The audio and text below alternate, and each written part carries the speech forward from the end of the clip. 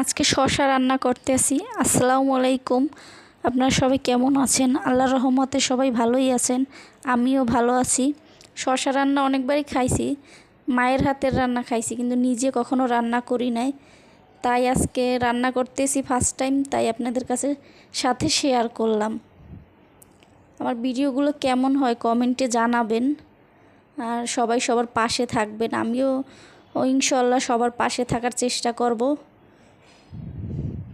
দেখবেন, দেখে একটা গঠনমূলক কমেন্ট করে যাবেন, যাতে কমেন্টটা দেখে আমি আপনাকে ফলো দিতে পারি, আপনার ভিডিওতে কমেন্ট করতে পারি।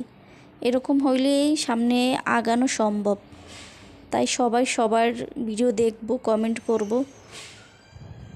কথা বলতে বলতে আমার রান্না প্রায় শেষ।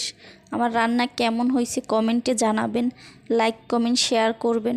আল্লাহ হাফেজ।